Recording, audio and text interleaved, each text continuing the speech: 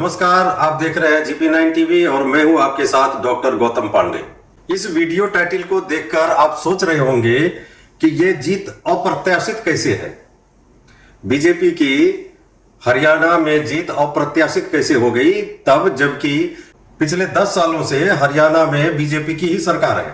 अप्रत्याशित इस वजह से क्योंकि इस इलेक्शन में बीजेपी की जीत, वो भी पूर्ण बहुमत से जीत की कोई उम्मीद नहीं थी।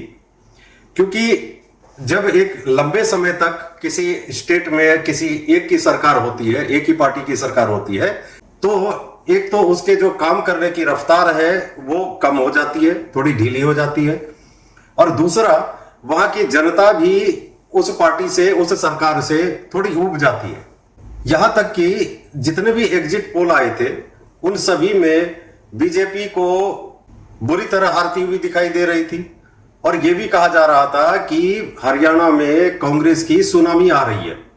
लेकिन इसके बावजूद बीजेपी ने पूर्ण बहुमत प्राप्त किया। तो ये एक सोचने वाली बात है। तो आइए इस पर विश्लेषण करते हैं कि आखिर सारे एग्जिट पोल और इलेक्शन एक्सपर्ट्स को धता बताते हुए हरियाणा की जनता ने तीसरी बार भी बीजेपी को ही क्यों चुना, इसके क्या कारण हो सकते हैं। तो मेरे समझ से इसके मुख्य रूप से 5 कारण है। पहला कारण है मजबूत संगठन और नेतृत्व। बीजेपी का हरियाणा में एक संगठित और मजबूत संगठन है जो जमीनी स्तर पर कार्यकर्ताओं और नेताओं के साथ जुड़ा हुआ है। इसके अलावा राज्य स्तर पर मनोहर लाल खट्टर जैसे एक साधारण, ईमानदार और सुलझे हुए नेता, स्वच्छ छवि वाली नेता के ऊपर जनता का विश्वास है। केंद्रीय नेतृत्व के साथ तालमेल और मोदी और शाह की जोड़ी का समर्थन भी एक अहम कारण रहा है। हालांकि यहां की जनता मनोहर लाल खट्टर से कुछ नाराज भी दिख रही थी, जिसकी वजह से मनोहर लाल खट्टर को लोकसभा का टिकट देकर उसे दिल्ली बुला लिया और उनके स्थान पर एक स्वच्छ और साफ छवि वाले नेता नायब सिंह सैनी को हरियाणा का मुख्यमंत्री बनाया गया। और मैं समझता हूं कि खट्टर को बदलकर सैनी को चीफ मिनिस्टर बनाना बीजेपी के लिए एक मास्टर स्ट्रोक साबित हुआ। दूसरा कारण है जातिगत समीकरणों का पुनर्गठन। हरियाणा में जातिगत समीकरण चुनावी परिणामों को प्रभावित करने में हमेशा महत्वपूर्ण रहा है। बीजेपी ने जाट और गैर जाट समुदायों के बीच सामंजस्य बनाने की कोशिश की और इसमें काफी हद तक सफलता भी पाई। गैर जाट समुदायों में पार्टी की पैठ मजबूत रही है, जिससे उसे एक बड़ा वोट बैंक मिला। वहीं जाटों में भी धीरे धीरे पार्टी का समर्थन बढ़ा है, जिससे पार्टी को व्यापक जन समर्थन मिला। तीसरा कारण है विकास और योजनाओं का प्रभाव। हरियाणा में बीजेपी सरकार ने बुनियादी ढांचों के विकास जैसे सड़क निर्माण, औद्योगिकीकरण और जलापूर्ति जैसी बुनियादी सुविधाओं पर ध्यान केंद्रित किया। केंद्र सरकार की योजनाओं जैसे प्रधानमंत्री आवास, उज्ज्वला योजना और आयुष्मान भारत का भी राज्य में बड़ा प्रभाव रहा।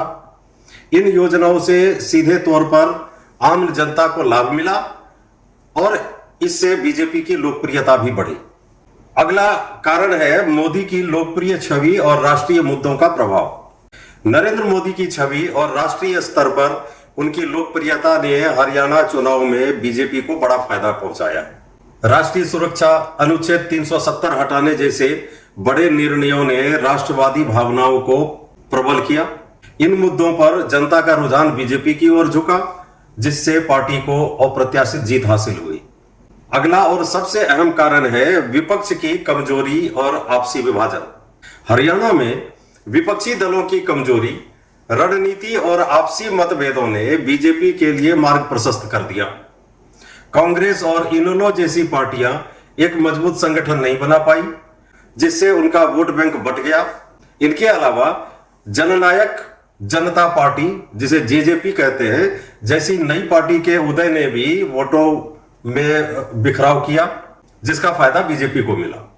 मैं समझता हूं कि इन 5 कारणों ने मिलकर हरियाणा में बीजेपी की अप्रत्याशित जीत सुनिश्चित की, जिसमें एक तरफ सरकार की नीतियों और योजनाओं का प्रभाव रहा, तो वहीं दूसरी तरफ विपक्ष की कमजोरी ने इसे और भी सशक्त बनाया। वैसे तो और भी बहुत कारण हो सकते हैं, परंतु मैं समझता हूं कि ये 5 मुख्य कारण है जिसके बदौलत बीजेपी हरियाणा में पूर्ण बहुमत हासिल करने में कामयाब रही। आपको ये एनालिसिस कैसी लगी हमें कमेंट बॉक्स में अवश्य बताइएगा। ऐसी ही और खबरों के लिए हमारे चैनल को सब्सक्राइब करें और अपने दोस्तों में इसे शेयर करना ना भूलें। धन्यवाद। To protect your city from noise pollution, stop honking. For your children, save water, save life.